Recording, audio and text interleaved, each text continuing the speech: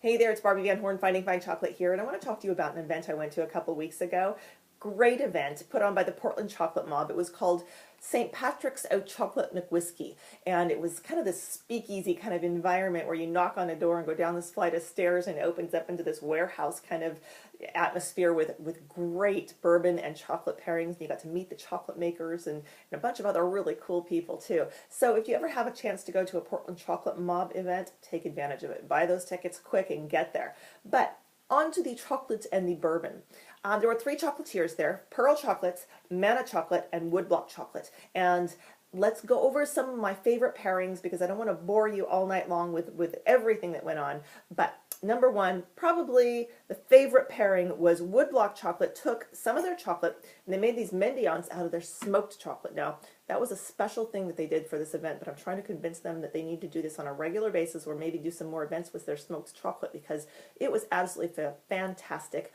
It paired with just about every bourbon that we had there.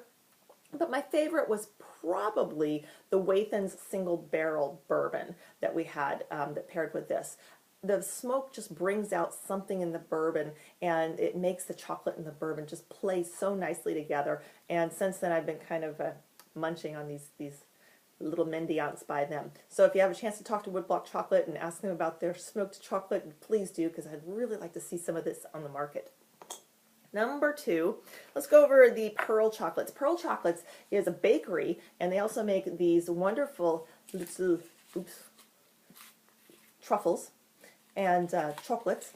And the one that blew me away was their Caramelia. It's a soft milk chocolate filling. It was kind of a caramely, milky chocolate filling enrobed in milk chocolate. And I am not really usually a milk chocolate kind of girl, but this blew me away. It was the buttery notes that I just kept coming back to. I couldn't get enough of that chocolate. I don't have one to show you here, but if you go to one of their shops or happen to be close to them, pick up the Caramelia chocolates.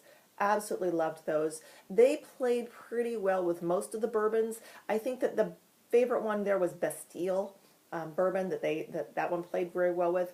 And then last but not least, I don't actually have a chocolate bar to show you. This was the Manna Chocolate, and this is their Ecuador bar, but I want to talk about their Peru bar. It was a 74% Peru bar. Intensely cinnamon spicy notes in that bar.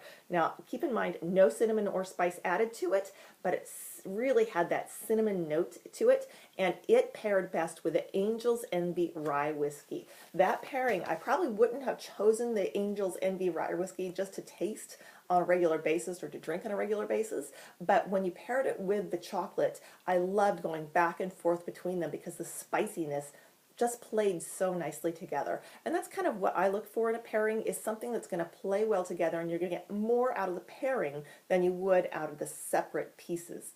So that's my synopsis of the St. Patrick's Out Chocolate McWhiskey event put on by the Portland Chocolate Mob. If you have a chance, hit one of their events, and if you have a chance to taste any of these chocolates, please do. Let me know what your favorite bourbon and chocolate pairing is too. Thanks so much. See you next time.